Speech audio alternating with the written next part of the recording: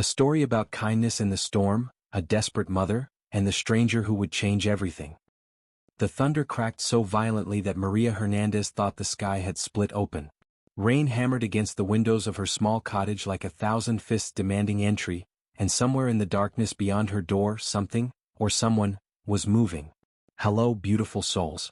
Welcome back to another story that'll grip your heart and refuse to let go. I'm so glad you're here with me tonight. Where are you watching from? Drop your city or country in the comments below.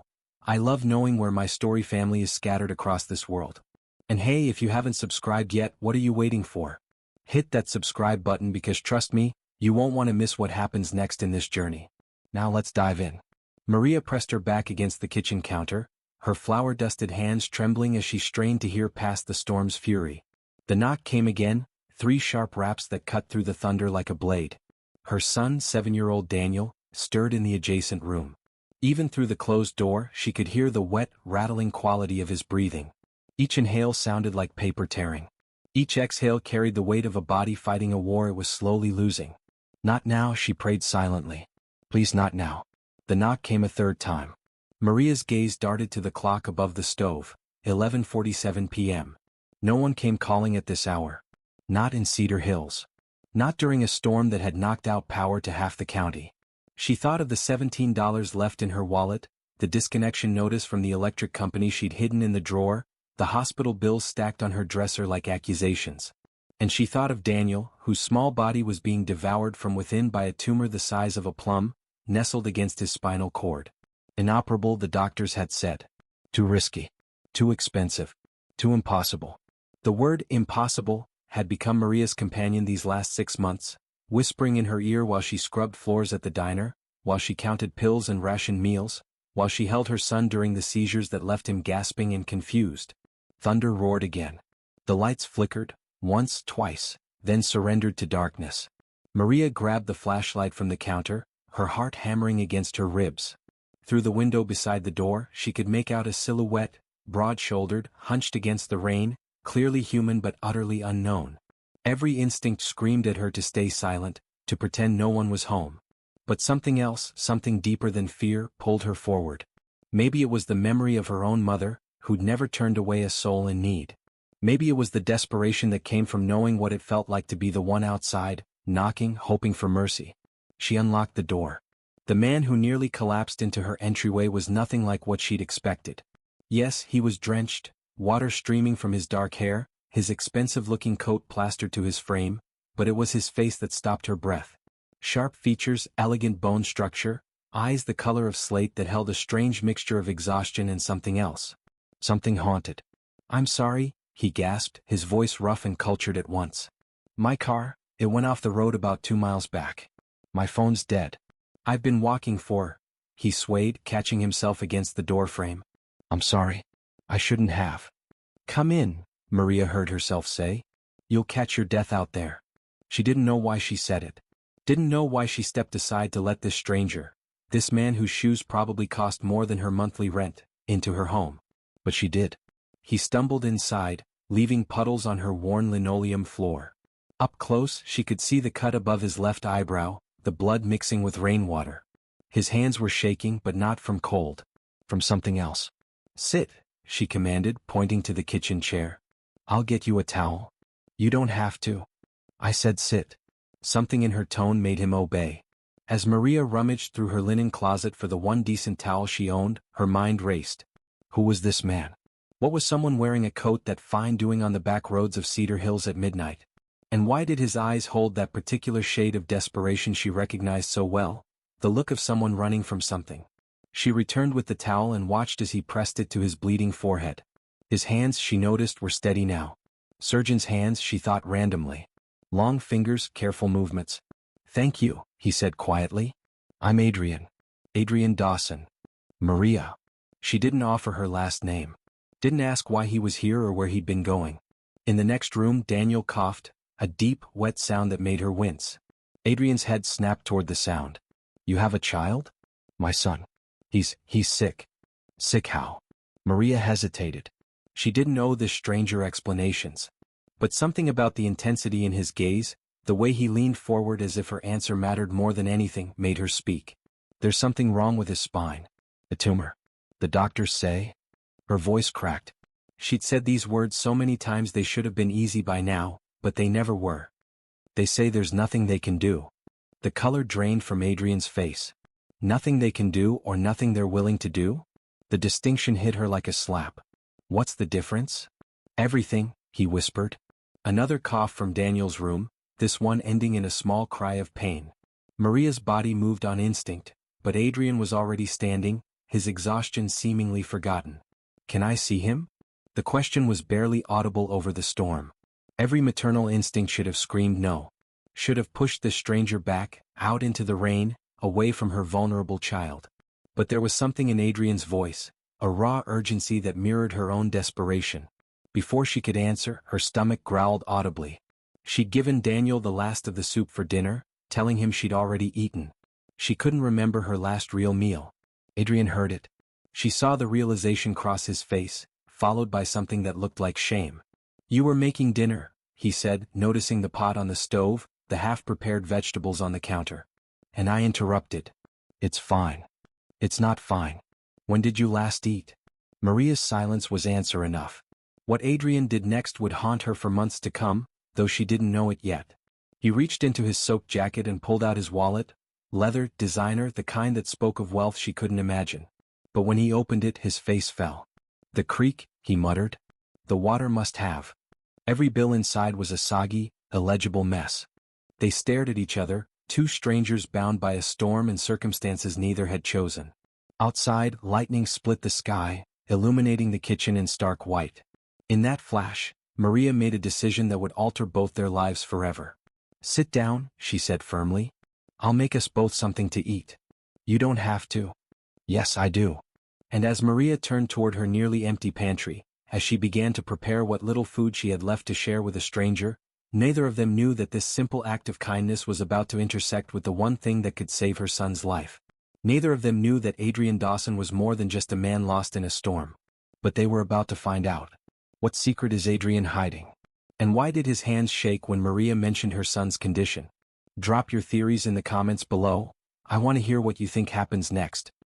Maria had learned to make miracles from nothing long before this storm-soaked night. She moved through her small kitchen with the practiced efficiency of someone who'd stretched every dollar until it screamed, who'd turned one chicken into 4 meals, who'd made her son believe that breakfast for dinner was a special treat rather than a necessity. Her hands worked automatically. Rice from the nearly empty container, the last can of beans, half an onion that had seen better days, spices that could make cardboard taste like hope. Adrian watched her from the table, his wet clothes creating a growing puddle beneath his chair. She could feel his gaze tracking her movements, and it unsettled her in a way that had nothing to do with fear. When was the last time anyone had really looked at her? Not through her, not past her, but at her?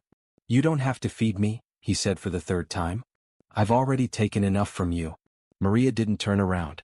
My mama used to say that feeding someone isn't taking from yourself. It's giving to the world. She stirred the rice, her voice dropping to something softer, more raw. She also used to say that God keeps track of kindness. That every good thing you put out comes back 3-fold. You believe that? The question hung between them like smoke. Maria finally turned, meeting his slate-gray eyes. I want to believe it. I need to believe it. Because if kindness doesn't come back. She trailed off, her gaze drifting toward Daniel's room. Then what's the point of any of this? The truth was, Maria had stopped believing in much of anything 6 months ago, when the doctor had shown her the MRI images of Daniel's spine. The tumor had wrapped itself around his spinal cord like a vine choking a tree, too invasive to remove without risking paralysis or death, too aggressive to leave alone. She'd spent every day since then watching her bright, curious son slowly fade. Daniel, who'd once climbed trees and collected insects and asked her why the sky was blue. Daniel, who now spent most days too weak to leave his bed, his legs growing number by the week, his laughter becoming a rare and precious thing. The doctors had given him 6 months. Maybe a year if they were lucky. They were already at month 6.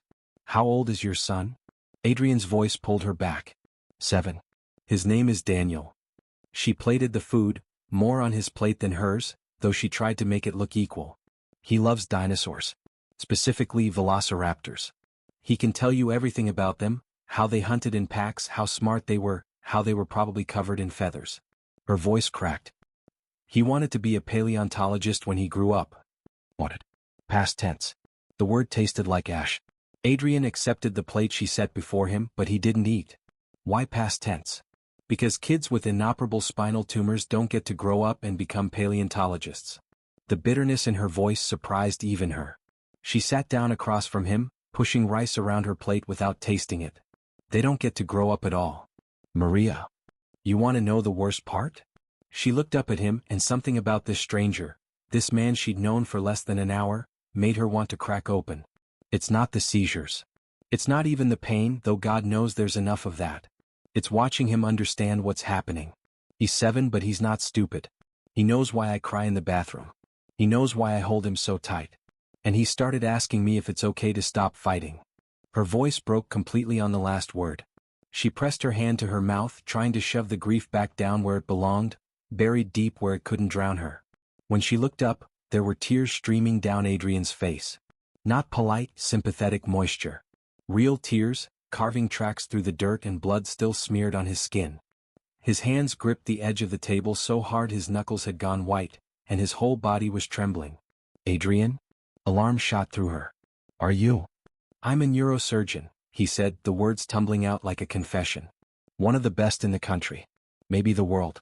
I've operated on cases everyone else called impossible. I've removed tumors from places other surgeons wouldn't dare touch. I've given parents their children back when everyone else had given up. Maria's heart stopped beating. Started again. Stopped. But 3 months ago, Adrian continued, his voice raw and broken, I made a mistake.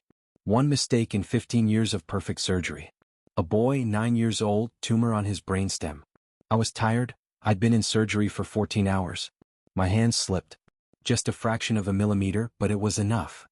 He looked at his hands like they belonged to someone else. He survived the surgery, but he'll never walk again. Never run. Never live the life he should have had. The kitchen fell silent except for the rain still hammering against the windows. His parents sued, of course, Adrian said. They had every right to. But worse than that, worse than the lawsuit, worse than the medical board investigation, was what I saw in that father's eyes. The same thing I see in yours. That desperate, dying hope that someone somewhere could fix the unfixable. Maria couldn't breathe. Why are you here? In Cedar Hills? I was running away. He laughed, but it was a hollow sound. I was driving to my cabin upstate to hide from everyone and everything. To figure out if I could ever pick up a scalpel again without seeing that boy's face. And then my car went off the road and I ended up here at your door and you... His voice cracked. You gave me your last meal. You let a stranger into your home when you have every reason to be terrified. You showed me kindness when I deserve none. Everyone deserves kindness, Maria whispered. Do they? Adrian met her eyes and she saw the abyss in them, the same dark pit she'd been staring into for 6 months. Tell me, Maria. If you knew I was the surgeon who'd paralyzed a child, would you have opened that door? The question sat between them like a living thing. Maria thought about it honestly. Thought about the desperation that made people do terrible things. Thought about her son in the next room, dying by inches, while the man who might save him sat at her table drowning in his own guilt. Before she could answer, a sound came from Daniel's room, not a cough this time but a cry. Sharp and terrified. Both of them were on their feet instantly, but Maria reached the door first. She burst into the small bedroom where Daniel lay tangled in his sheets, his small body rigid with seizure.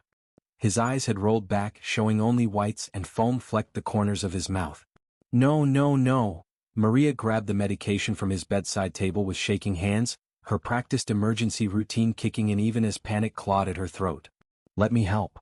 Adrian was beside her, his hands, those steady surgeon's hands, already checking Daniel's pulse, tilting his head to keep his airway clear.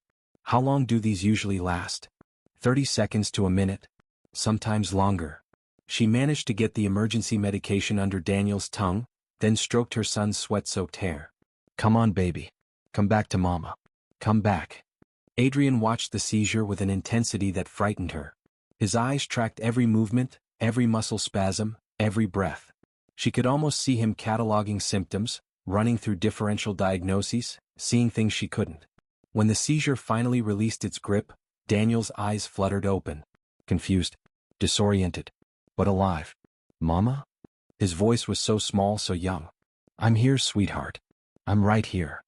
Daniel's gaze drifted past her to Adrian, and something flickered in his fevered eyes. "Are you the doctor who's going to fix me?" The question landed like a bomb.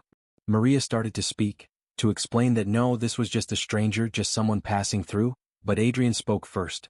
"What makes you think I'm a doctor?" Daniel's lips curved in a weak smile. "You have doctor hands. And you smell like hospitals. I know that smell." Adrian glanced down at his hands, those hands that had saved hundreds of lives and destroyed one. When he looked back at Daniel, there was something new in his expression. Something that looked like purpose rising from the ashes of guilt. "What if I told you," Adrian said slowly, carefully, "that I might be able to help you? That I might know a way to remove your tumor?" Maria's world tilted.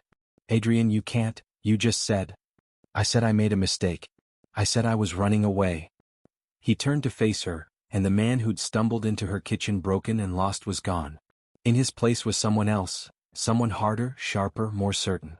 "But maybe that's exactly why I ended up here. Maybe I didn't crash on this road by accident." "You can't make promises you can't keep," Maria said, but her voice betrayed her. Hope, that dangerous, seductive thing, was already unfurling in her chest. "I'm not making promises." Adrian looked at Daniel, then back at her. "I'm making a choice. You gave me food when you had nothing. You showed me kindness when I deserved none. Let me repay that debt. Let me at least look at his scans, see if there's anything." "We can't afford you," Maria said flatly. "Whatever your rate is, whatever you charge for a consultation, we can't." "I don't want your money." Adrian's voice was firm. "I want a chance at redemption." Outside, the storm was beginning to fade. The thunder had grown distant, the rain softening to a steady patter. But inside this small room, inside Maria's chest, a different kind of storm was just beginning. She looked at her son, at Daniel, who was watching this exchange with eyes too knowing for 7 years old. She looked at Adrian, this stranger who'd appeared out of the rain like an answer to a prayer she'd been too afraid to speak. And she made a choice that would change everything. "Okay," she whispered. "Okay. Do you believe in fate? Or coincidence? Tell me in the comments. I need to know what you think brought Adrian to Maria's door. And if you're feeling this story, share it with someone who needs a reminder that miracles still happen." The power came back at 2:17 a.m., flooding Maria's cottage with sudden harsh light that made all three of them wince. Daniel had fallen back asleep, his small hand clutched in Maria's, while Adrian sat on the floor beside the bed with his phone plugged into the wall, waiting for it to charge enough to make calls. Maria watched him in the restored light, really seeing him for the first time without the storm's shadows. He was younger than she'd initially thought, maybe late 30s, with the kind of face that belonged on magazine covers or boardroom portraits. Sharp jawline, high cheekbones, a mouth that probably smiled easily before tragedy taught it to be careful. The cut on his forehead had stopped bleeding, leaving a dark line that would probably scar. She wondered what his life looked like before tonight. Wondered what kind of world produced men who wore $1,000 coats and performed impossible surgeries and then ran away when their hands betrayed them. "It's charging," Adrian said without looking up. His voice was different now, focused, clinical. The broken man from the kitchen had been replaced by someone else. Someone who'd found a mission. "I need to make some calls. Get your son's medical records sent to me." "When was his last MRI?" 2 weeks ago." Maria's throat felt tight. "At Cedar Hills General. Dr. Patterson was his oncologist, but he retired last month. We're supposed to start with a new doctor next week, but..." She stopped, the weight of what she'd been about to say crushing her. "But I don't think Daniel has another week." Adrian's jaw tightened. "Don't say that." "Why not?" "It's true. The seizures are getting worse. Longer. He can barely feel his legs anymore. Last night he wet the bed because he couldn't make it to the bathroom in time, and do you know what he said?" Tears burned her eyes. "He apologized to me. My 7-year-old son apologized for dying." "He's not dying." Adrian stood abruptly, his phone now glowing with life in his hand. "Not if I have anything to say about it." The certainty in his voice should have comforted her. Instead it terrified her. Because certainty meant hope, and hope meant the possibility of devastation when it was ripped away. "Adrian, even if you can help him, even if there's a surgery that could work, I can't pay you. I can barely afford his current medications. The hospital bills are already drowning me. I work 2 jobs and it's not enough, it's never enough, and I can't." "Maria." He crossed to her, kneeling beside the chair so they were eye level. This close, she could see the flecks of blue in his gray eyes, could smell the rain still clinging to his skin. "I told you. I don't want your money." "Then what do you want?" The question hung between them, loaded with meanings neither of them was ready to acknowledge. Adrian's gaze held hers for a moment too long, something passing between them that felt like electricity, like recognition, like the universe shifting into a new alignment. He broke eye contact first. "I want to save your son. That's all." But Maria had been a mother long enough to know when someone was lying, or at least not telling the whole truth. Before she could press him, his phone rang. Adrian glanced at the screen and his whole body went rigid. "I have to take this." He stepped into the hallway but Maria could still hear his voice, low and intense. "Robert, I need you to listen to me. No, I'm not at the cabin. I don't care about the lawsuit right now. Because I found a case. A 7-year-old boy, spinal tumor, probably a grade 2 astrocytoma based on the symptoms. I know what I said but this is different. Because it is. I need you to get me his scans from Cedar Hills General, patient named Daniel Hernandez. Yes, tonight. Because every hour we waste is an hour that tumor grows. I don't care if you have to wake up the entire hospital administration, Robert. Do it." He ended the call, then immediately dialed another number. Maria listened as he made 3 more calls in rapid succession. To someone named Catherine about surgical suites, to a Dr. Yates about anesthesiology consultations, to a hospital administrator about emergency privileges. Each call was made with the same commanding tone, the same absolute authority. This wasn't a man asking for favors. This was a man who expected the world to bend to his will because it always had. When he finally returned to the bedroom, his eyes were blazing with purpose. "I've arranged for Daniel's scans to be sent to my colleague at New York Presbyterian. Dr. Robert Chin. He's one of the best diagnostic neuroradiologists in the country. He'll review them tonight and send me his analysis by morning." "New York Presbyterian?" Maria's voice came out strangled. That's one of the best hospitals in the world. We could never." "You're not listening." Adrian moved closer, his intensity almost overwhelming. "I'm not suggesting you go to New York Presbyterian. I'm telling you that the best minds in neurosurgery are going to look at your son's case tonight for free because I asked them to. And when we determine that surgery is possible, I'm going to perform it." "Where?" "Cedar Hills General doesn't have the equipment for." "Then I'll bring the equipment. I'll bring the entire surgical team if I have to." He said it like it was simple, like moving mountains was something he did before breakfast. "Maria, do you understand what I'm telling you? Your son doesn't have to die. Not like this. Not when there's even a chance." "Why?" The word burst out of her. "Why are you doing this? You don't know us. You don't owe us anything. One meal doesn't." "One meal." Adrian laughed but there was no humor in it. "You think this is about a meal? Maria, you opened your door to a stranger in the middle of a storm. You fed me when you were starving. You showed me kindness when I was drowning in my own guilt and self-pity. You reminded me that I became a surgeon to save lives, not to hide from my mistakes." He took her hand, the first time he'd touched her deliberately, and she felt the contact like a shock through her entire body. "Let me do this," he said quietly. "Let me try to give your son the life he deserves. And maybe," his voice caught, "maybe in the process I can remember who I used to be." Maria looked down at their joined hands. His were warm despite the rain that had soaked him, steady despite the trauma he carried. Surgeon's hands. Hands that could cut and heal and destroy and save. "Okay," she whispered. "But I need to know something first." "Anything. If you fail, if something goes wrong during the surgery, will you be able to live with yourself?" The question was cruel but necessary.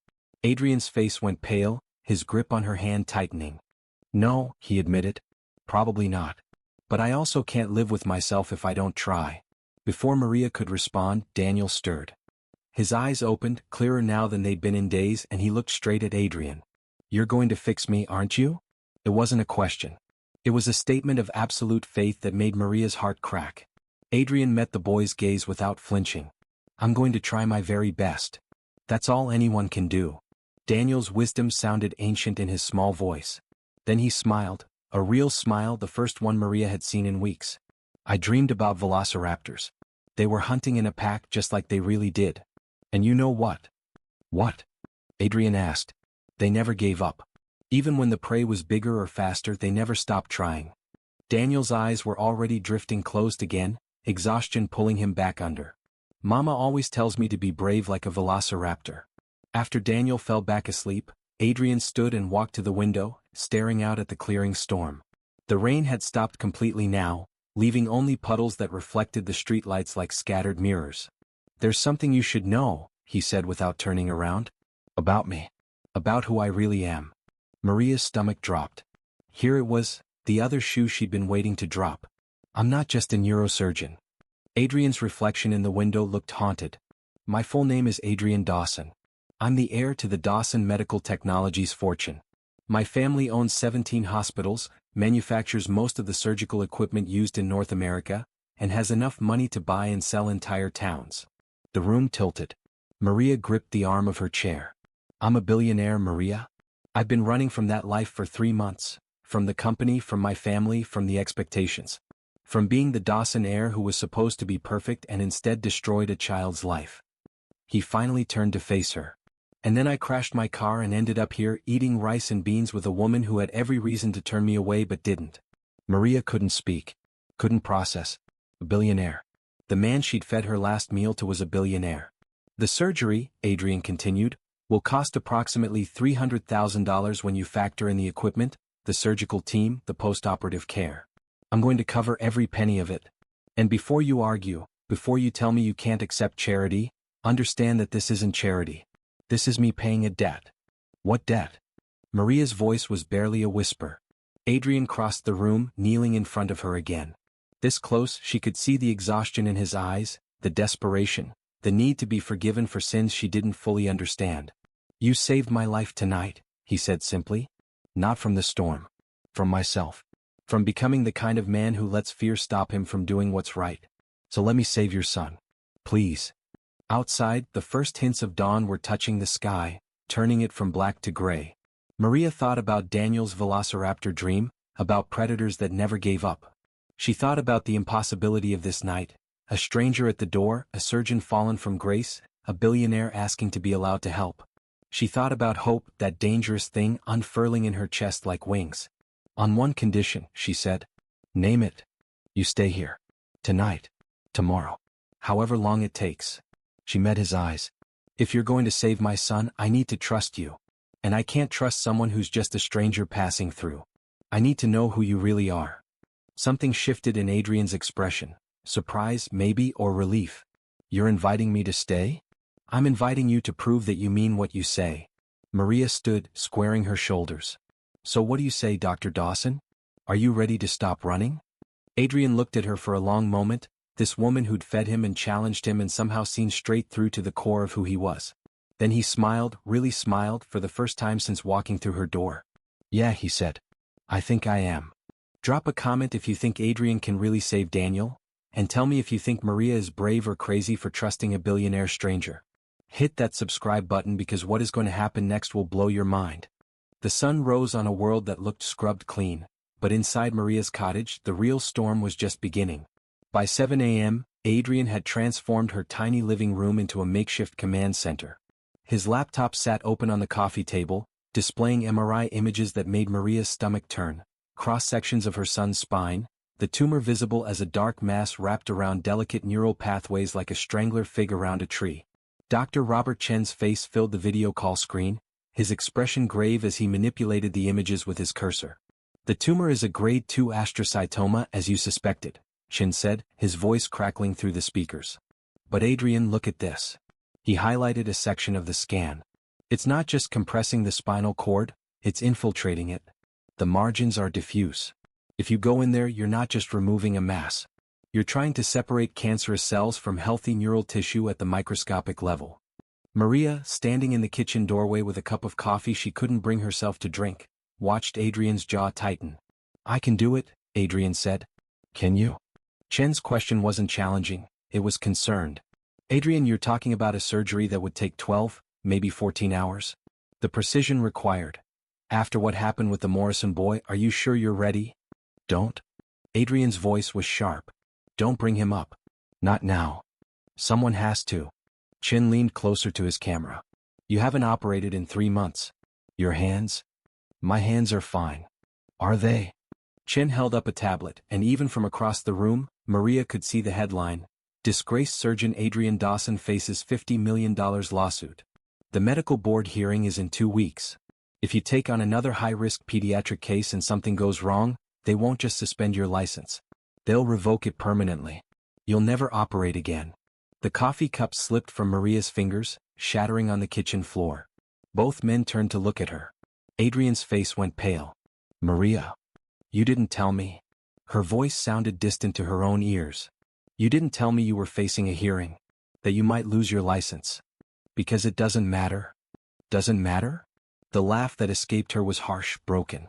"You're asking me to let you cut open my son's spine when in 2 weeks you might be barred from ever practicing medicine again?" Adrian stood, crossing to her, his hands outstretched. "The hearing is irrelevant. Whether or not they take my license doesn't change what I can do right now, today. I'm still the same surgeon who paralyzed a 9-year-old boy." The words came out cruel, sharp as scalpels. Maria saw them land, saw Adrian flinch like she'd struck him. "I'm sorry. God, I'm sorry, but I have to think about Daniel. I have to." "Mama?" They both froze.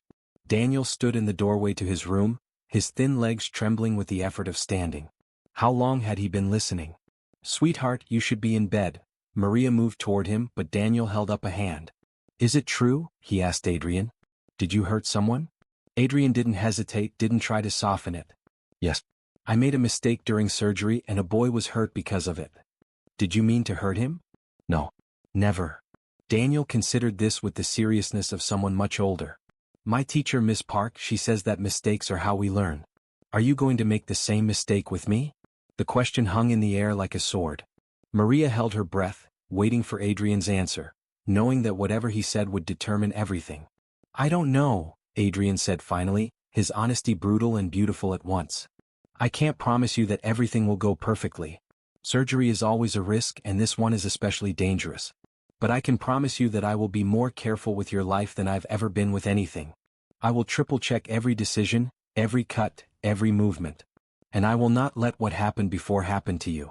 Daniel nodded slowly. Then, impossibly, he smiled. "Okay. I trust you." "Daniel," Maria started, but her son cut her off. "Mama, I'm dying anyway." His bluntness stole her breath. "Dr. Patterson said so. He said the tumor would keep growing until it stopped my heart or my breathing or something important. So if Dr. Adrian wants to try to stop it, shouldn't we let him?" Out of the mouths of babes came wisdom that shattered her. Maria sank to her knees, pulling Daniel into her arms, feeling how light he'd become, how fragile. "When did you get so brave?" she whispered against his hair. "I learned it from you." On the laptop screen, Chin cleared his throat. "If you're going to do this, Adrian, you'll need a team." "I'm in." Adrian's head snapped up. "Robert, don't argue. You'll need at least 3 other surgeons, 2 anesthesiologists, and a full neurosurgical suite." Chin was already typing, his fingers flying across his keyboard. "I'll make the calls. But Adrian, listen to me. If we do this, we do it right. That means prep time. That means bringing Daniel to New York where we have the proper equipment." "No." Maria's voice was firm. "We can't afford to travel to New York. We can't afford hotels or—" "Then we bring New York here." Adrian was already moving, pacing, his mind clearly racing through logistics. "We set up a temporary surgical suite at Cedar Hills General. It's been done before for remote areas. We can have the equipment here in 48 hours if we charter flights." "Adrian, that'll cost millions," Chin protested. "I don't care what it costs." The certainty in his voice sent something warm and terrifying through Maria's chest. She watched him plan, watched him come alive with purpose, and realized with sudden clarity that this man, this broken, brilliant, desperate man, was becoming important to her in ways that had nothing to do with Daniel's surgery. It was in the way he'd stayed up all night studying scans instead of sleeping. The way he'd apologized to her for the broken coffee cup even though she was the one who dropped it. The way he looked at Daniel not with pity but with respect, treating a 7-year-old like an equal in decisions about his own life. And it was in the moments between the medical jargon and the phone calls, the way their eyes would meet across the room and hold just a second too long, the accidental brush of fingers when he handed her papers to sign, the awareness that hummed between them like electricity. She was falling for him. God help her, she was falling for a billionaire surgeon who might save her son or destroy them both. Over the next 36 hours, Maria's quiet life became chaos. Equipment arrived in unmarked trucks, surgical lights, monitors, imaging machines that required 6 men to carry. Adrian's team began flying in. Chin from New York, a surgeon named Catherine Morrison from Boston, no relation to the boy, Adrian had assured her stiffly, an anesthesiologist named Dr. Yates who looked barely old enough to drive. The hospital administrator at Cedar Hills General, a nervous man named Phil Donovan, nearly had a stroke when Adrian informed him they'd be commandeering Operating Room 3 for an indefinite period. You can't just waltz in here and... I can actually... Adrian's smile was pleasant and utterly implacable. Your hospital is facing budget cuts, Mr. Donovan. I've reviewed your financials. You're 2 months from having to close the pediatric wing. So here's what's going to happen. I'm going to perform this surgery in your facility, and in exchange, I'm going to make a donation of $5 million to Cedar Hills General. That should keep your pediatric wing open for the next decade. Donovan's mouth opened and closed like a fish. $5 million? Do we have an agreement? They had an agreement, but not everyone was convinced. Late on the second night, while Adrian was at the hospital supervising the equipment installation, Maria answered a knock at her door to find a woman in an expensive suit, her auburn hair pulled back in a severe bun. Mrs. Hernandez? My name is Evelyn Whitmore. I'm Adrian Dawson's attorney. Her smile was professional and cold. May I come in? Every instinct told Maria to say no. But curiosity, and something darker like dread, made her step aside. Evelyn settled onto Maria's worn couch like she was perching on a throne. I'll be direct. Adrian is making a mistake. This surgery, this crusade of his, it's going to destroy what's left of his career. And frankly, I'm not convinced it's about your son at all. Excuse me? Adrian is drowning in guilt over the Morrison case. He's looking for redemption and he's using your son to find it. Evelyn's eyes were sharp, assessing. If this surgery goes wrong, and there's a significant chance it won't just end Adrian's career. It will devastate your family even more than it already has been. Is that really a risk you're willing to take? Maria's hands curled into fists. Get out. Mrs. Hernandez. I said get out. You don't know anything about why Adrian is here or what he's doing. And you sure as hell don't get to come into my home and tell me what risks I should take with my son's life. Evelyn stood slowly, gathering her briefcase. At the door she paused. Just remember, when this falls apart, you were warned. After she left, Maria stood in the empty living room, Evelyn's words echoing in her head. Was she using Daniel as redemption? Was Maria being foolish to trust him? She found Adrian at the hospital 2 hours later, standing in the newly outfitted surgical suite, staring at his hands under the bright lights. Your attorney came to see me, Maria said from the doorway. Adrian's shoulders tensed. What did she say? That you're using Daniel to fix your own guilt. That when the surgery fails, it'll destroy us both. She moved closer. Is she right? Yes and no. Adrian turned to face her, and the exhaustion in his eyes made him look decades older. Yes, I need this. Yes, saving Daniel might save me too. But Maria, I swear to you, I swear on everything I have, that's not why I'm doing this. I'm doing this because when I look at your son, I see every kid I've ever saved. Every miracle I've been privileged to be part of. And I see a chance to remember why I became a surgeon in the first place. He closed the distance between them, and Maria's breath caught as he reached out, tucking a strand of hair behind her ear. The touch was gentle, reverent. I'm doing this because you and Daniel reminded me that life is worth fighting for, he said softly. Even when it's scary. Even when you might fail. Especially then. Maria looked up at him, at this complicated, damaged, brilliant man who'd crashed into her life like a comet. I'm terrified, she admitted. So am I. But I trust you. You shouldn't. His smile was sad. But God, I'm grateful you do. They stood there in the empty surgical suite, the space between them charged with everything unspoken.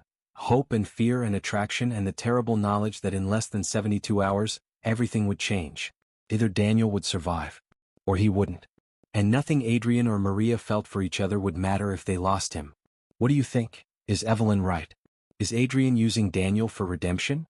Subscribe and comment below to let me know if you trust him. Don't forget to share this story if it's got you hooked. The surgery was scheduled for dawn, 72 hours after Adrian had knocked on Maria's door. But at 11 p.m. the night before, everything changed. Maria was folding laundry in the living room, a desperate attempt at normalcy while her world hung in the balance, when her phone rang. A known number. She almost didn't answer, but something made her pick up. Mrs. Hernandez? A woman's voice, trembling and uncertain. My name is Sarah Morrison. I need to talk to you about Dr. Dawson. The name hit Maria like a punch. Morrison. The boy Adrian had. Please don't hang up, Sarah rushed on. I know what you must think of me, of my family. We sued him. We destroyed his reputation. But I need you to know something before tomorrow. Something about who Adrian really is. Maria's hand tightened on the phone. I'm listening.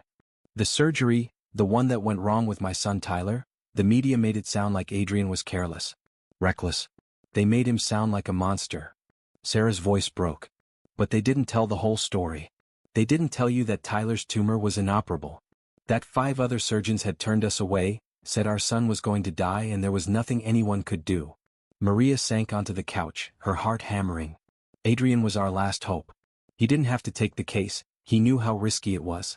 But he looked at my son and said, I'd rather try and fail than let him die without fighting. So he operated. For 16 hours he fought for Tyler's life. And yes, something went wrong. Yes, Tyler can't walk. But Mrs. Hernandez, he's alive. My son is alive and laughing and going to school and living his life.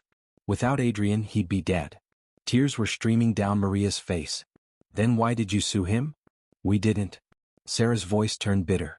My husband did. He couldn't accept that Tyler would never walk again. He needed someone to blame, and Adrian let himself be the villain. He never defended himself, never tried to explain. He just took the blame and disappeared.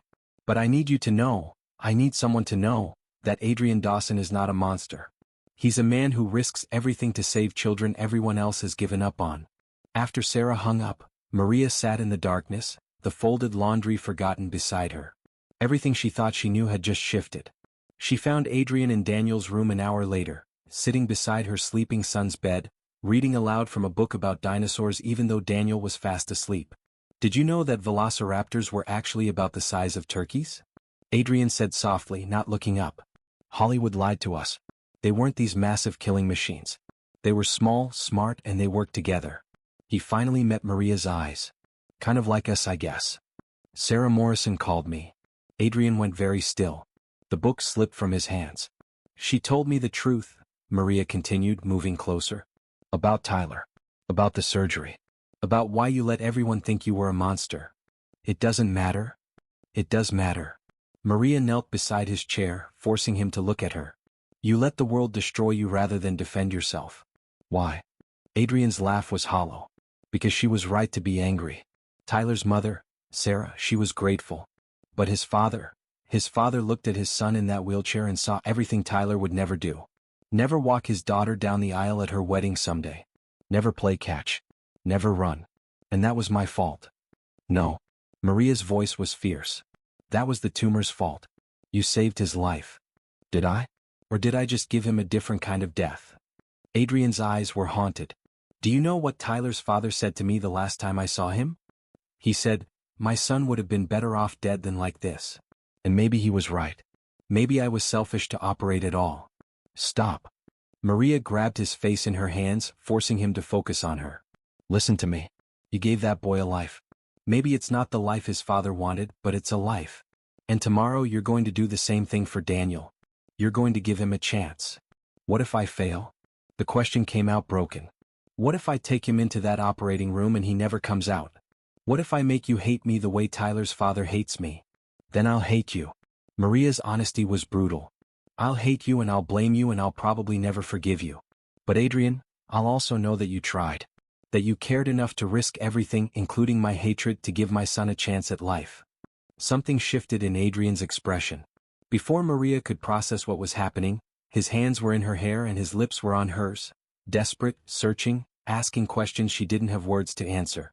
The kiss lasted only seconds before they both pulled back, breathing hard, the weight of what they'd done settling between them like fog. I'm sorry, Adrian gasped. God, I'm sorry. I shouldn't have. Shut up. Maria kissed him again, slower this time, deliberate. Pouring everything she couldn't say into the press of her lips against his. The fear and the hope and the terrible, fragile trust that had grown between them like something wild and uncontainable. When they finally broke apart, Adrian rested his forehead against hers. If I save him, he whispered, if Daniel survives this surgery and gets to grow up and become a paleontologist or whatever he dreams of being, can I see you again? Can this be something more than just one crisis at a time? Maria said, but she was smiling through her tears. Save my son first. Then we'll talk about the rest. They sat there in the darkness of Daniel's room, hands intertwined, while her son slept peacefully, unaware that his entire future hung in the balance of tomorrow's dawn. But at 2 a.m. Maria's phone rang again. This time it was Chen and his voice was urgent. Maria, put Adrian on. She handed over the phone, watching Adrian's face go from confused to shocked to utterly devastated. When? He asked. How bad? No. No, we can't postpone. Robert, we don't have time to wait. Because the scans show the tumor is growing faster than we thought. If we don't operate tomorrow, we might not get another chance. He ended the call, his hands shaking. What's wrong? Maria demanded. Catherine Morrison, one of my key surgical team members, she was in a car accident tonight. Broken collarbone, concussion.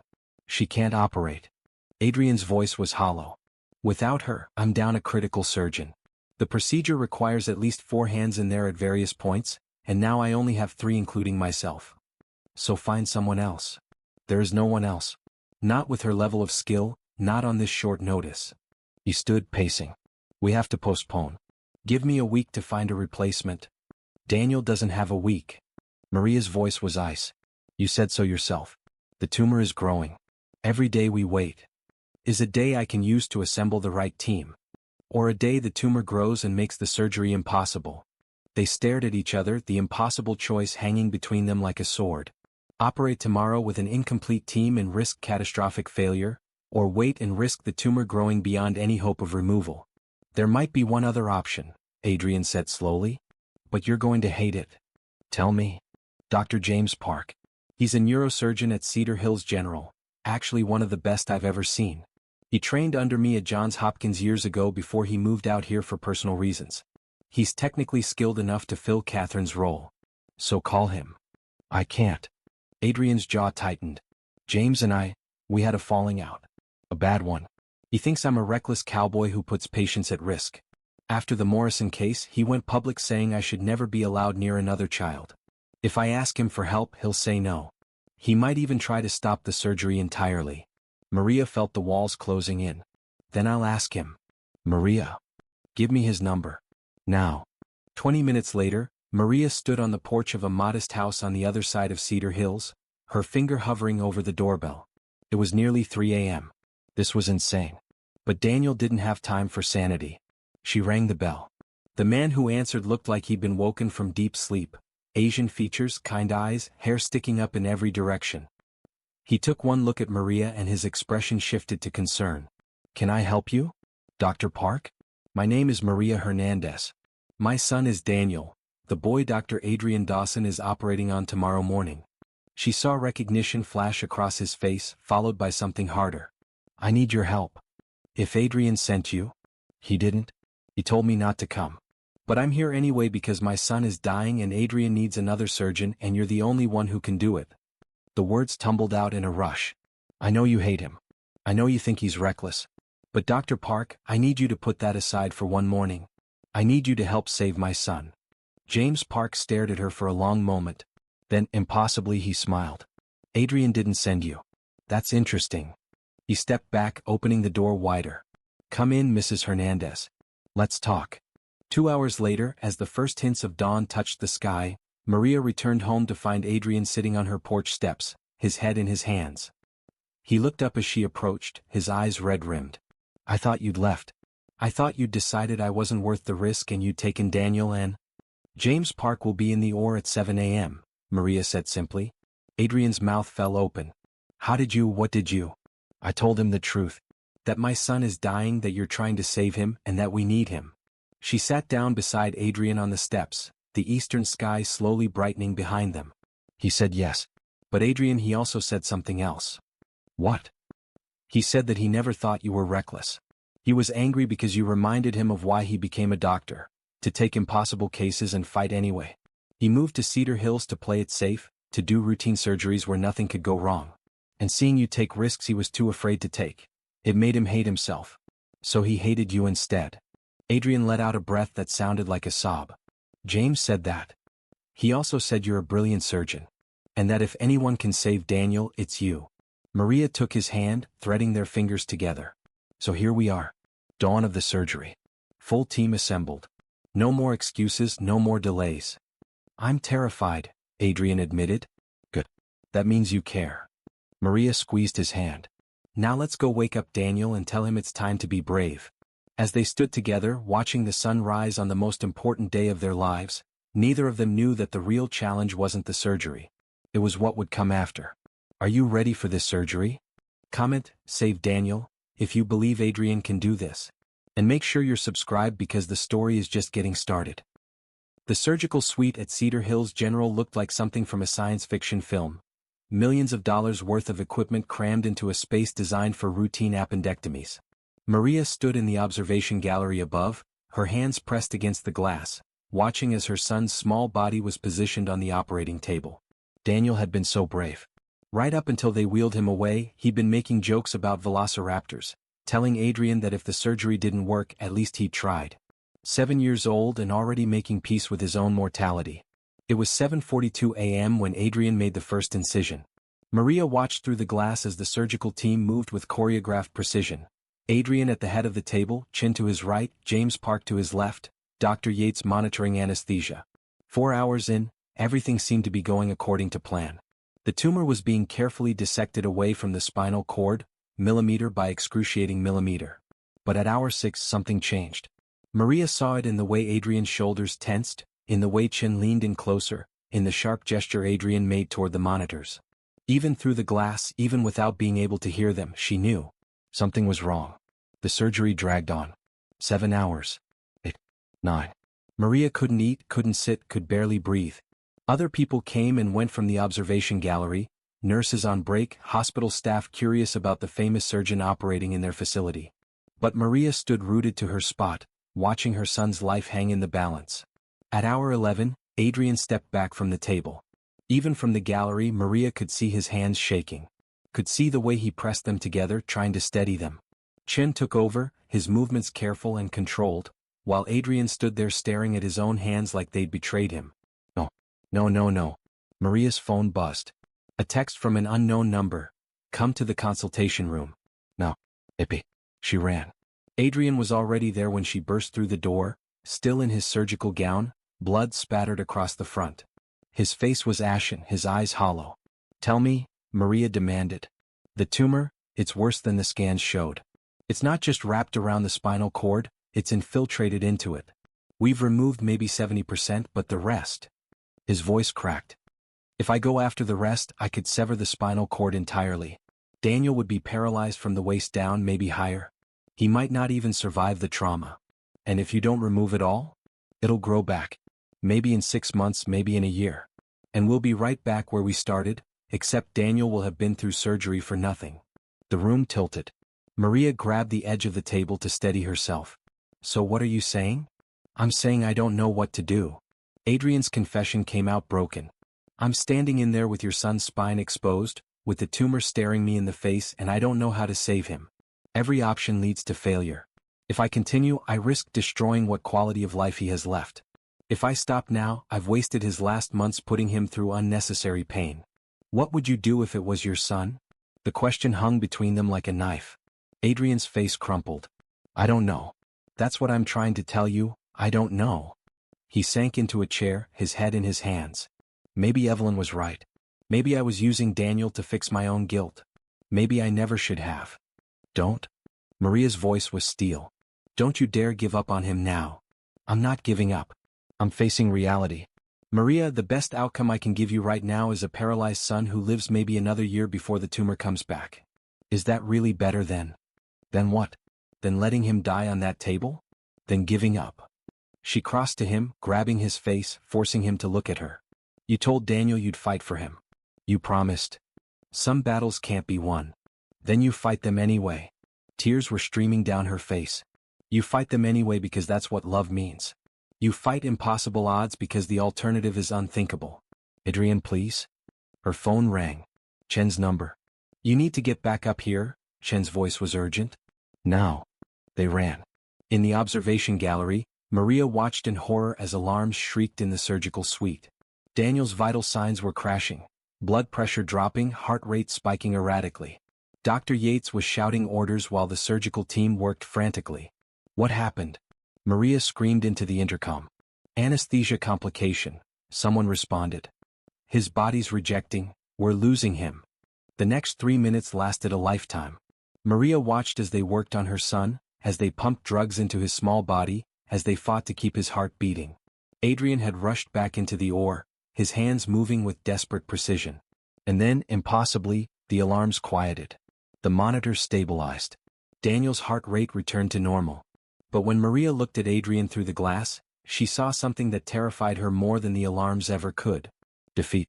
The surgery ended at hour 13. They'd removed what they could and closed Daniel up, but when Adrian emerged from the OR, he wouldn't meet Maria's eyes. "He's alive," Adrian said flatly. "Stable. We'll know more in the next 24 hours. Did you get it all?" Silence. "Adrian, did you get it all?" "No." The word fell like a stone. "I got maybe 85%. The rest. I couldn't risk it. So I left it in, knowing it will grow back, knowing I've probably bought him months instead of years. Knowing that I failed." He walked away before Maria could respond, disappearing down the corridor like a ghost. Maria found him 2 hours later on the hospital roof, standing at the edge, staring out at Cedar Hills like he was seeing it for the first time or the last time. "You saved him," she said quietly. "Did I?" Adrian didn't turn around. "Or did I just prolong his suffering? Give him a few more months of seizures and pain before the tumor comes back stronger?" "You gave him time. That's more than we had yesterday." "Time for what? To say goodbye? To watch him deteriorate all over again?" Finally, Adrian turned to face her, and the anguish in his eyes was unbearable. "Maria, I stood in that OR today and realized I'm not the surgeon I thought I was. I couldn't do it. When it mattered most, my hands failed me again." "Your hands didn't fail." "They did." They shook Maria. "When I was trying to dissect that final piece of tumor away from the spinal cord, my hands shook just like they did with Tyler Morrison and I couldn't." His voice broke completely. "I couldn't risk it. So I closed him up and I left part of the tumor inside, and now your son is going to die anyway and it's my fault." "Stop it." Maria crossed to him. "You did everything you could. Everything I could wasn't enough. Then nothing would have been enough." Her shout echoed across the rooftop. "Do you hear me? Nothing. No surgeon, no matter how skilled, could have saved Daniel completely. The tumor was too extensive. But you gave us a chance. You gave us time.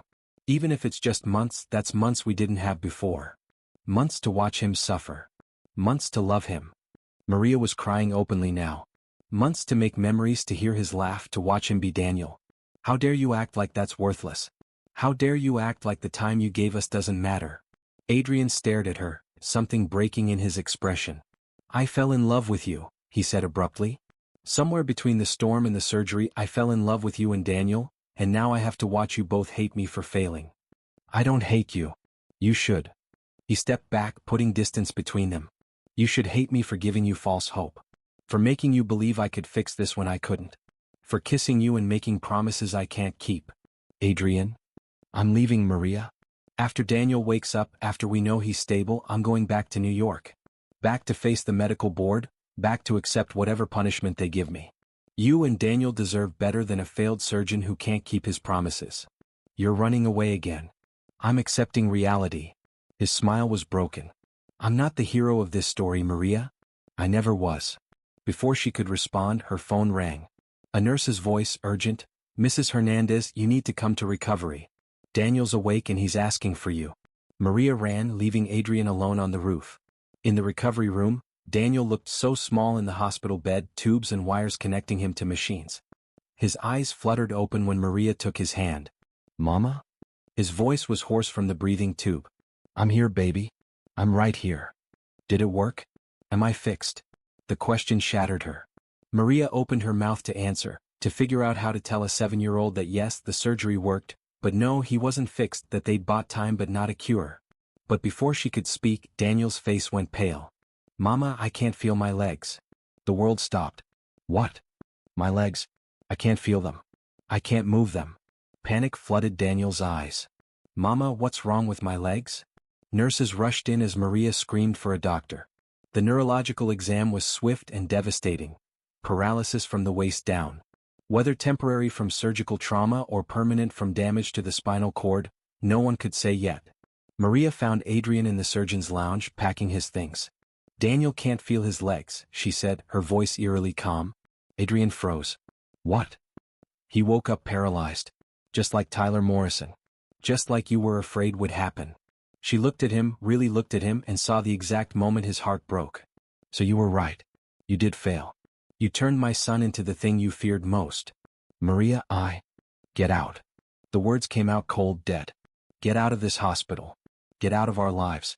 I never want to see you again. Adrian opened his mouth like he might argue, might fight. But then he just nodded, grabbed his bag and walked away. And Maria sank to the floor in the empty lounge and finally let herself shatter. I'm not crying, you're crying. Drop a comment if your heart is breaking right now, and tell me, do you think this is really the end for Adrian and Maria? I promise there's hope ahead, but you need to subscribe to see how this impossibly broken situation could ever be fixed.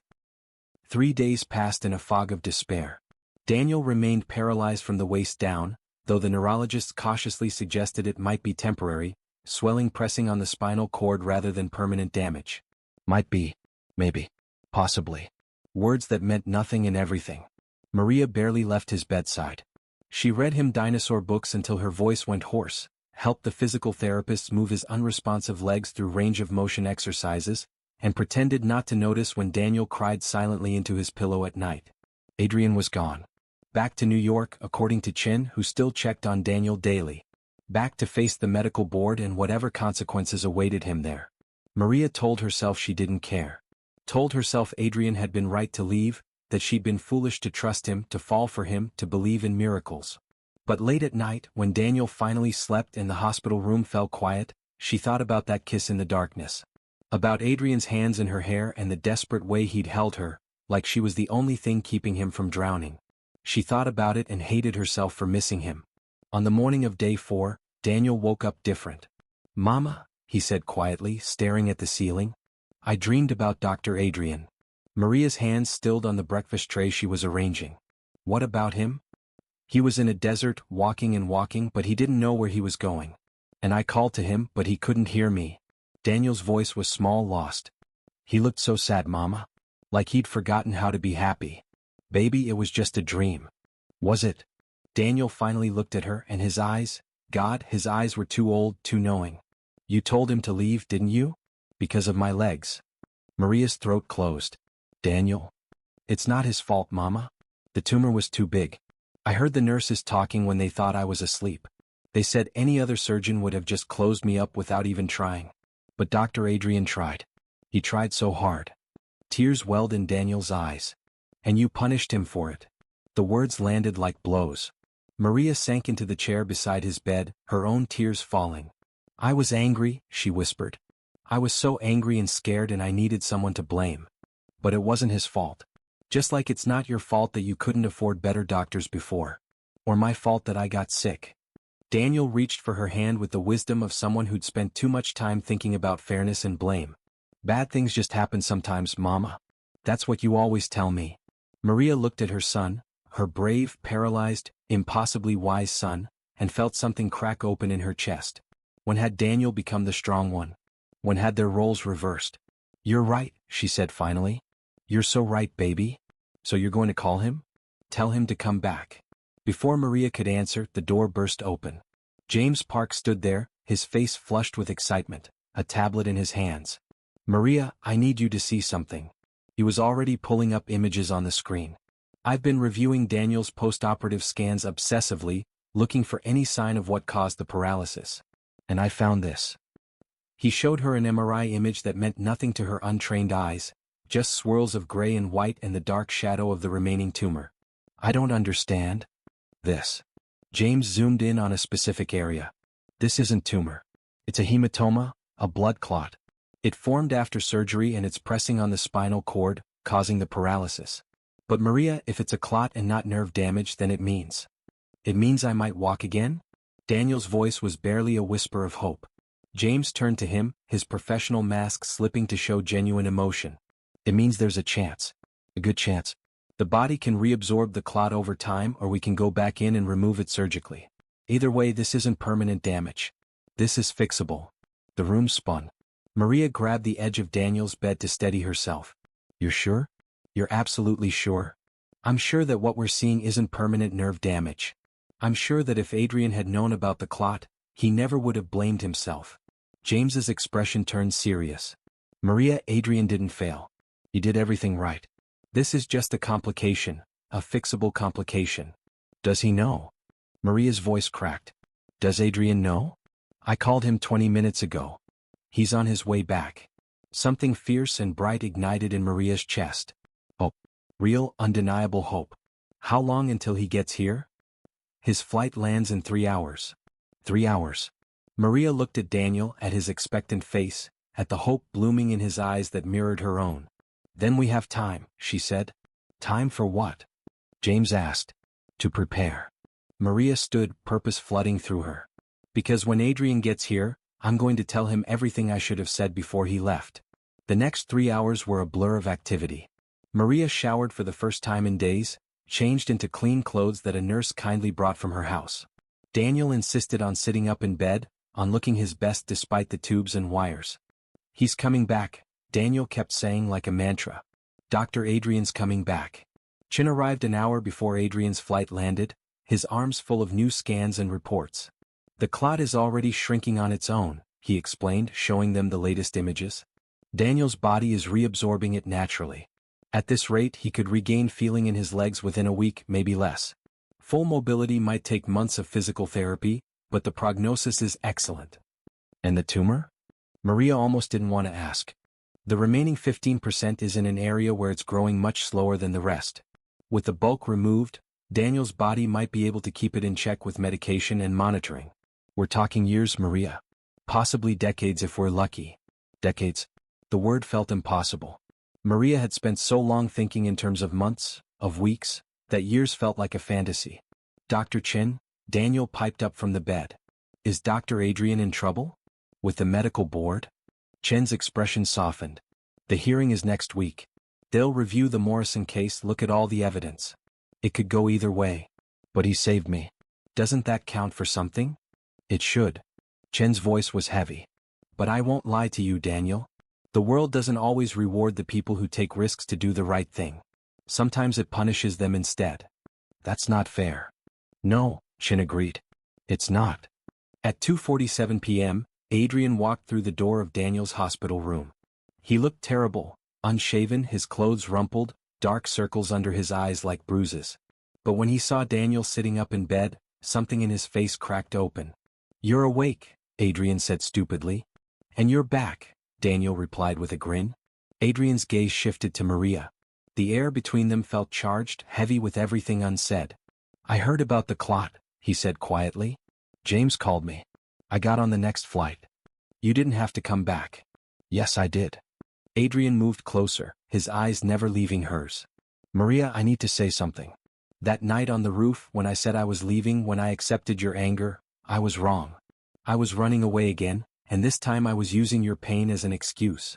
Adrian? Please. Let me finish. He took a shaky breath. I became a surgeon because I wanted to save people. But somewhere along the way I started equating success with perfection. I forgot that medicine isn't about never failing, it's about trying anyway. It's about doing your best even when your best might not be enough. He knelt beside Daniel's bed, taking the boy's hand. Daniel, I removed 85% of your tumor. The remaining piece might grow back, might not. Your paralysis might be temporary, might not. I can't promise you a perfect outcome because perfect doesn't exist.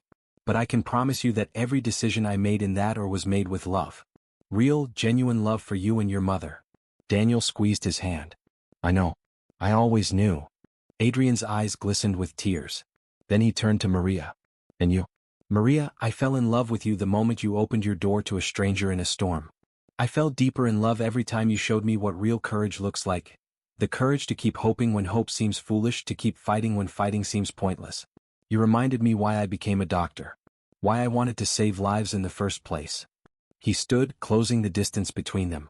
I don't know what's going to happen at the medical board hearing. I might lose my license. I might never operate again.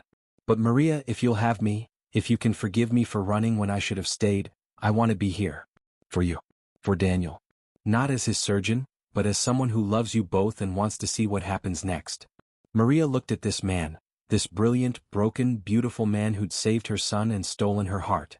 She thought about the storm that had brought him to her door, about the impossible chain of events that had led them here. And she made a choice. You're an idiot, she said, but she was smiling through her tears.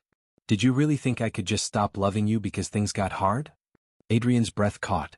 You love me? Of course I love you. I've been trying not to love you since the moment you ate my last meal and looked at my son like he mattered. She crossed to him, taking his face in her hands. And yes, I was angry. Yes, I said terrible things. But Adrian, love isn't about perfect outcomes. It's about staying. It's about fighting together even when you don't know if you'll win. I'm not running anymore, Adrian whispered. Good. Because we need you here.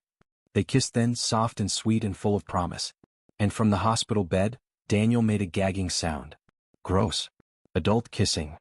They broke apart laughing, the tension finally breaking. Adrian moved to Daniel's bed, examining the latest scans that Chen had left. So, Adrian said, his doctor voice returning. Ready to get those legs working again? Will it hurt? Probably. Physical therapy usually does. Daniel considered this. Will you be there? During the therapy? Every session if you want me. And after? When I'm better? Will you still be here? Adrian glanced at Maria and she saw the question in his eyes, the fear and hope tangled together. That depends, Adrian said carefully, on whether your mom wants me around. Daniel looked at his mother expectantly. Maria felt the weight of both their gazes, felt the future hanging in the balance. Yeah, she said softly. I want you around. Even if I lose my license? Even if I can't operate anymore? Adrian Dawson, I didn't fall in love with your medical license. I fell in love with you. She took his hand, threading their fingers together. Whatever comes next, we face it together. All three of us. For the first time since Maria had known him, Adrian smiled, really smiled, with pure, uncomplicated joy. Together, he repeated. I like the sound of that. Who's crying now? Comment, together, if you believe in second chances and love that fights through the impossible. We're almost at the end, friends. The next part is going to bring this story home in the most beautiful way. Subscribe so you don't miss it. 1 week later, Daniel took his first step. It was small, barely more than a shuffle, and he immediately fell into the physical therapist's arms. But it was a step. Real, undeniable proof that the paralysis was temporary, that hope had been worth holding on to. Adrian had been there for every moment of recovery. Every painful physical therapy session, every small victory, every setback. He'd moved into a hotel in Cedar Hills, putting his entire life on hold to be present for the boy who'd given him back his purpose. But now, as they stood in the parking lot of New York Presbyterian Hospital, reality came crashing back. The medical board hearing was in 20 minutes. You don't have to do this, Adrian said to Maria for the third time. She sat in the passenger seat of the rental car, Daniel in the back, both of them dressed in their best clothes. Clothes that Adrian had quietly paid for, though Maria was still learning to accept his help without pride getting in the way. Yes, we do. Maria's voice was firm. You stood up for Daniel. Now we stand up for you. But Daniel shouldn't have to. Dr. Adrian, Daniel interrupted from the back seat. Stop being noble. It's annoying. Despite everything, Adrian laughed. Over the past week, Daniel had regained not just the feeling in his legs but his sharp wit and stubborn personality. The boy who'd been fading away was coming back to life, one day at a time. They walked into the hospital together, Adrian in the middle, Maria and Daniel on either side. The hearing room was packed with people Adrian had spent 3 months avoiding. Colleagues, administrators, lawyers, and sitting in the front row, Tyler Morrison's father, Gerald. The sight of him made Adrian stop dead. I can't do this, he whispered. Yes, you can. Maria took his hand, squeezing tight. Because you're not alone anymore. The medical board consisted of 5 physicians, stern-faced and implacable behind their long table. Dr. Patricia Vance, the board chair, reviewed the documents before her with clinical detachment. Dr. Adrian Dawson, she began. You stand accused of medical negligence resulting in permanent injury to a minor patient, Tyler Morrison. The board has reviewed the surgical records, expert testimonies, and incident reports. Before we render our decision, do you have anything to say in your defense? Adrian stood, his hands clasped behind his back to hide their trembling. I made a decision to operate on a boy everyone else had given up on. During that surgery, complications arose that resulted in paralysis. I take full responsibility for that outcome. That's not a defense, Dr. Dawson. No, Adrian agreed. It's an acceptance of reality. I can't change what happened to Tyler. I can only learn from it and try to be better. And have you been better? Dr. Vance's expression was unreadable. Before Adrian could answer, the door at the back of the room opened. James Park walked in, followed by Chin, then Catherine Morrison on crutches from her car accident, then Dr. Yates. One by one, Adrian's entire surgical team filed into the room. "What is this?" Dr. Vance demanded. "Permission to address the board?" James stepped forward without waiting for permission. "My name is Dr. James Park. I've known Adrian Dawson for 15 years. We trained together, we've disagreed professionally, and I've said some harsh things about his surgical approach in the past." He paused, his gaze finding Adrian. "I was wrong. 3 weeks ago, Dr. Dawson asked me to assist in a surgery on a 7-year-old boy with an inoperable spinal tumor. I almost said no. I was afraid of the risk, afraid of failure, afraid of being associated with a surgeon-facing board review." James pulled out a tablet, displaying Daniel's scans. "But I said yes. And I watched Adrian perform what I can only describe as the most remarkable surgery of my career. For 13 hours he worked with precision and care I've rarely witnessed. He removed a tumor that 5 other surgeons said was impossible to touch. And when complications arose, he made the hardest decision a surgeon can make. He chose to preserve quality of life over aggressive treatment." "Dr. Park," Dr. Vance interrupted. "Where is this going?" "To this point, Adrian Dawson is not a reckless surgeon.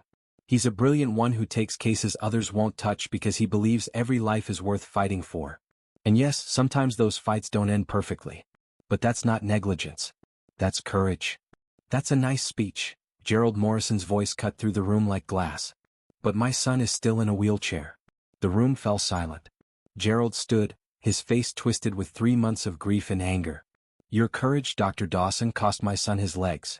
Your brilliance left him unable to walk, to run, to live a normal life. So forgive me if I don't applaud your efforts." Adrian's face went pale. But before he could respond, another voice spoke up. "Dad, stop." Everyone turned. A boy in a wheelchair sat in the back corner of the room, Tyler Morrison, now 10 years old, his mother Sarah beside him. How had Adrian not seen them come in? Tyler wheeled himself forward with practiced ease. "Tyler, you don't have to," Sarah started, but her son shook his head. "Yes, I do." Tyler stopped his wheelchair directly in front of the board. "My name is Tyler Morrison, and Dr. Dawson operated on me. And yes, I can't walk. But I'm alive. And I'm here to tell you that Dr. Dawson saved my life." "Tyler," Gerald's voice broke. "No, Dad. You've been angry for so long you forgot to be grateful. Before the surgery I was dying. The tumor was growing and Dr. Patterson said I had maybe 3 months. 3 months and then I'd be gone." Tyler's voice was steady, clear. "Dr. Dawson gave me a choice. Die for sure in 3 months or take a risk that might let me live. I chose to live. And yeah, living looks different than I thought it would. But I'm still here. I got to have my 10th birthday. I got to go back to school. I got to see my baby sister take her first steps even if I can't take them myself." Tears were streaming down Sarah Morrison's face. Even Gerald looked shaken. Tyler turned his wheelchair to face Adrian directly. "Dr. Dawson, I know you've been blaming yourself. My mom told me. But I need you to hear this. I don't blame you. I never blamed you. You gave me a life, and just because it doesn't look like other people's lives doesn't mean it isn't worth living." The silence in the room was absolute. Then Daniel stood up from his seat beside Maria. His legs were still weak, still unsteady, but he stood. "I'm Daniel Hernandez," he announced in his clear 7-year-old voice. "Dr. Dawson operated on me 3 weeks ago. I had a tumor just like Tyler's. And after my surgery I couldn't feel my legs either. I was paralyzed and my mom and Dr. Dawson thought it was permanent." He took a step forward, wobbling but determined. "But it wasn't. It was just a complication, something that happens sometimes. And now I'm walking again. Still learning, still getting stronger, but walking. Another step. Dr. Dawson didn't give up on me even when he was scared. Even when everyone told him he might fail again. He tried anyway because that's what heroes do." Daniel reached Adrian, looking up at him with absolute faith. "You're my hero, Dr. Adrian. Not because you're perfect, but because you're brave." Adrian dropped to his knees, pulling Daniel into a fierce hug, his shoulders shaking with silent sobs. "Okay, that's enough." Gerald Morrison's voice was gruff, but something in it had changed. "I need to say something." He stood, approaching the board with heavy steps. "For 3 months I've been angry at Dr. Dawson. I blamed him for my son's paralysis, for ruining our lives. I sued him, tried to destroy his career because I needed someone to suffer the way I was suffering." He turned to look at Adrian. "But watching these 2 boys, watching Tyler and Daniel, I realized something. My son is alive because of you. He's alive and thriving and happy, and I've been so focused on what he lost that I forgot to be grateful for what he still has." Gerald's voice cracked. I'm dropping the lawsuit. Effective immediately. And I'm here to tell this board that Adrian Dawson is not negligent. He's the only surgeon who was willing to give my son a chance when everyone else had given up. And for that, I owe him everything. The room erupted in murmurs. Dr. Vance banged her gavel for silence. Mr. Morrison, are you certain about this decision? I've never been more certain of anything. Dr. Vance looked at her fellow board members, some silent communication passing between them. Then she turned back to Adrian. Dr. Dawson, this board has reviewed all evidence, testimonies, and circumstances surrounding the Morrison case. While complications did arise during surgery, we find no evidence of negligence or malpractice. Furthermore, the testimony we've heard today speaks to your character and skill as a surgeon. She paused, and in that pause, Adrian's entire future hung suspended. It is the decision of this board to dismiss all charges against you. Your medical license will remain active without restriction. However, we do recommend continued peer review for high-risk pediatric cases and mandatory consultation with at least 2 other surgeons before proceeding with operations of this complexity. Adrian couldn't speak, couldn't breathe. Furthermore, Dr. Vance continued, and something that might have been a smile touched her stern face. The board recognizes that surgeons like you, those willing to take on impossible cases, are rare and valuable. We encourage you to continue your work, Dr. Dawson. But perhaps with a stronger support system. She glanced at Maria and Daniel, at the team of surgeons standing in solidarity, at Tyler and his family. A support system it appears you've already found. The room broke into applause. Adrian stood on shaking legs, overwhelmed by the sound, by the faces of people who'd stood up for him when he couldn't stand up for himself. Tyler wheeled over to him, extending his hand. Thank you for saving my life, Dr. Dawson. Adrian took his hand, then pulled the boy into a hug. Thank you for reminding me why it was worth saving. After the hearing, they gathered in a private conference room. Adrian's team, the Morrison family, Maria and Daniel. The tension of the past months finally released, leaving behind something that felt like family. So what now?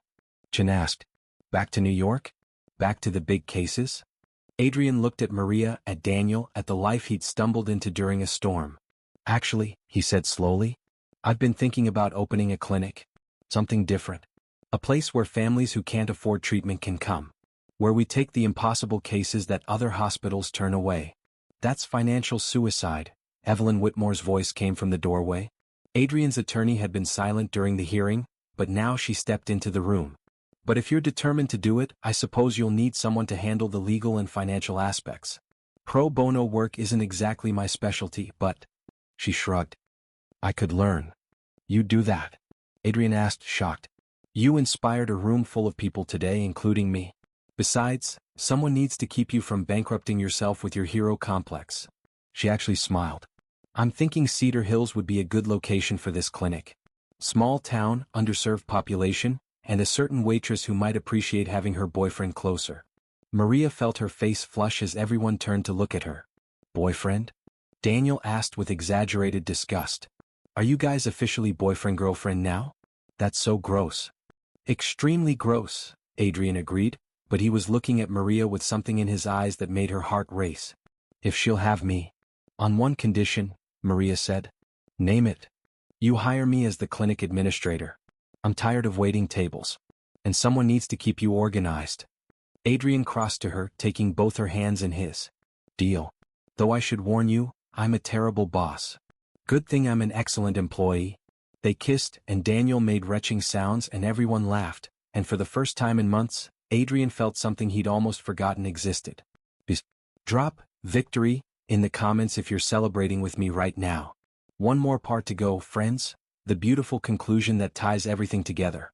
If you've made it this far, thank you for being part of this journey.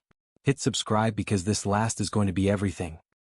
6 months later, the Dawson Hernandez Hope Clinic opened its doors in the heart of Cedar Hills. The building had once been an abandoned elementary school, its classrooms empty and its playground overgrown. But with Adrian's funding and Maria's vision, it had transformed into something beautiful. Bright walls painted with murals of children playing, a waiting room filled with toys and books, and 3 state-of-the-art surgical suites that rivaled anything in New York. The name had been Maria's idea. Adrian had wanted to call it the Hernandez Clinic, but she'd insisted on combining their names, on making it clear that this was a partnership in every sense of the word. Besides, she'd said with a mischievous smile, it'll be easier when we're married. Won't have to change the signs. Adrian had almost dropped the paint roller he'd been holding. When we're married? Did I say when? I meant if, maybe, possibly. But her eyes had been dancing with laughter and promise. Now, standing in the clinic's lobby on opening day, watching families stream through the doors, families who'd been turned away everywhere else, families with impossible cases and impossible hope, Adrian felt something he'd never quite experienced before. Completeness. Daniel burst through the front doors, his legs strong now, fully recovered. He'd grown 2 inches in 6 months and never stopped talking about velociraptors. Behind him came Sarah Morrison and Tyler, who'd become Daniel's best friend despite the 3-year age gap. Dr. Adrian? Daniel shouted, running full speed into Adrian's arms. There's a reporter outside who wants to interview you about the clinic. Tell them I'm busy, Adrian said, ruffling Daniel's hair. With what? The clinic isn't even open yet. With this. Adrian pulled Daniel close, then extended his arm to Tyler, pulling him into the hug too. With the reason I do any of this. Maria appeared from the administrative office, her hair pulled back, wearing scrubs with "Clinic Administrator" embroidered on the pocket. 6 months ago, she'd been a waitress drowning in medical bills.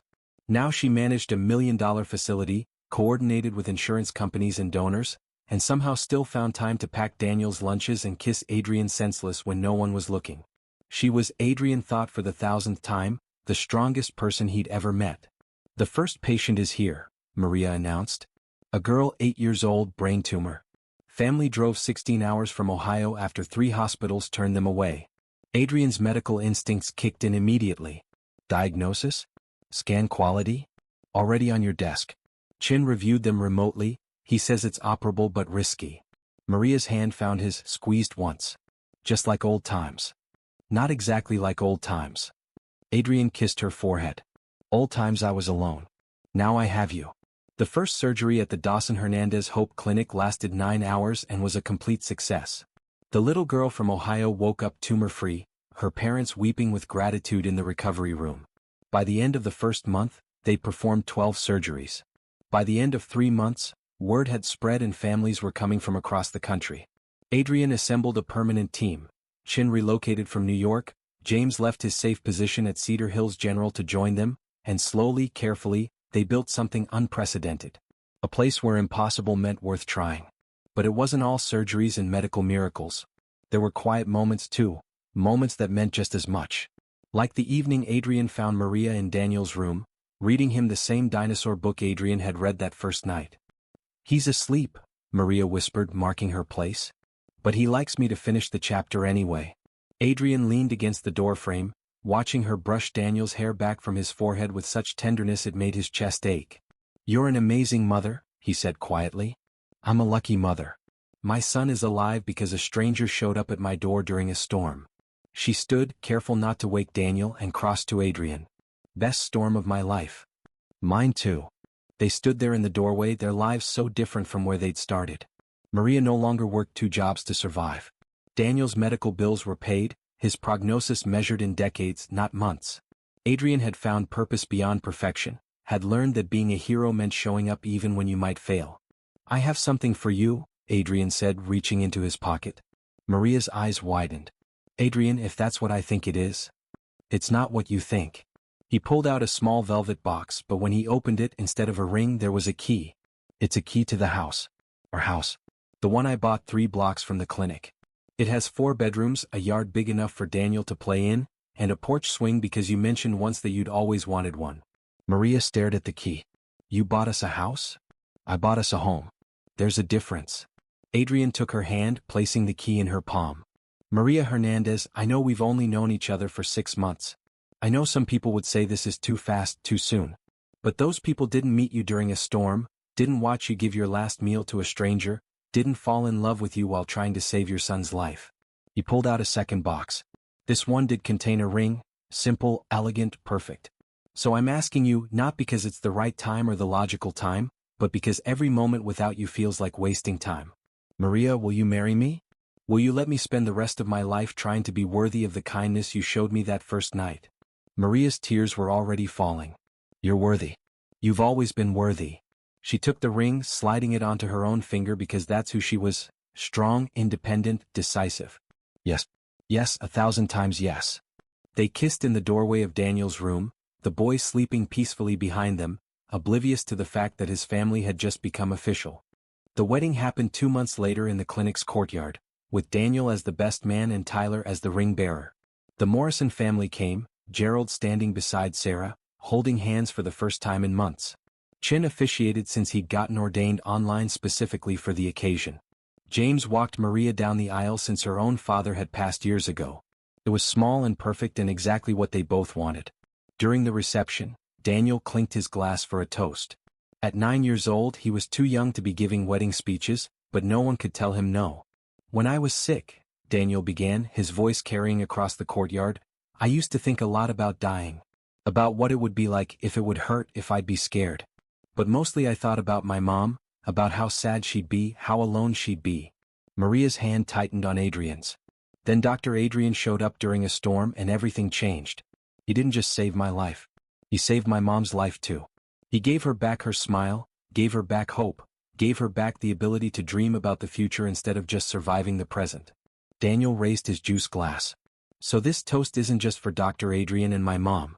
It's for everyone who's ever taken a chance on hope. Everyone who's ever fed a stranger or helped someone they didn't have to help, or believed in miracles even when miracles seemed impossible. This toast is for kindness, the kind that changes everything. To kindness, the crowd echoed and the sound of clinking glasses filled the air. Later, as the sun set and the party wound down, Adrian and Maria stood at the edge of the courtyard, watching Daniel and Tyler race around the playground equipment that had been installed specifically for the clinic's young patients. Do you ever think about that night? Maria asked. The storm, the knock on the door, how randomly it all happened? Every day. Adrian wrapped his arms around her from behind, resting his chin on her shoulder. But I don't think it was random. I think the universe knew exactly what it was doing when it sent me to your door. The universe or a crashed car on a muddy road? Does it matter? Either way I found you. I found Daniel. I found myself again. He turned her to face him. Mrs. Dawson, do you believe in fate? Maria considered the question seriously. I believe in storms that bring strangers together. I believe in surgeons who care enough to try. I believe in little boys who are braver than anyone has a right to be. I believe in second chances and new beginnings and love that shows up when you least expect it. That's a lot of beliefs. I'm a woman of faith. She smiled. Faith in the impossible. 3 years later, the Dawson Hernandez Hope Clinic had expanded to 3 locations. Daniel, now 12, was volunteering in the clinic after school, talking to scared kids about velociraptors and bravery. Tyler, 15, was already talking about medical school, inspired by the surgeon who'd saved his life. Maria was pregnant with their first child together, a daughter they'd already decided to name Hope. And Adrian, the surgeon who'd once thought his career was over, who'd knocked on a stranger's door during a storm seeking shelter, had performed over 300 life-saving surgeries on children everyone else had given up on. But if you asked him what his greatest accomplishment was, he wouldn't mention the surgeries or the clinic or the lives he'd saved. He'd tell you about a woman who opened her door to a stranger. He'd tell you about a little boy who taught him what courage really meant. He'd tell you about how the worst night of his life, lost, broken, running from his mistakes, turned out to be the best thing that ever happened to him. Because that's what miracles are really. Not the absence of storms, but the kindness that shelters us through them. Not the guarantee of perfect outcomes, but the courage to try anyway. Not the elimination of fear, but the choice to love despite it. On a warm evening in late summer, as the sun set over Cedar Hills and painted the sky in shades of gold and rose, Adrian stood on the porch swing he'd installed for Maria, watching his wife and son play in the yard. Hope kicked in Maria's belly, restless and eager to join the world. And Adrian thought about storms and strangers and the impossible chain of events that led to this moment, to this family, this life, this overwhelming sense of peace. He thought about the woman who'd fed him when she had nothing.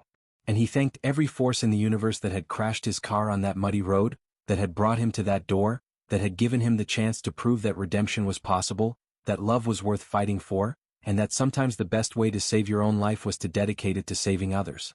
The storm had passed long ago, but its gift remained. The end. Thank you for being part of this incredible journey, beautiful souls. If this story touched your heart, drop a comment telling me your favorite moment. Share it with someone who needs to believe in miracles. And subscribe because there are so many more stories coming that will make you laugh, cry, and believe in the power of kindness. Remember, You never know when opening your door to a stranger might change both of your lives forever. Be kind. Be brave. Be the miracle someone else is praying for. Until the next story, this is your storyteller, reminding you that impossible just means worth trying. With love. From one believer in miracles to another.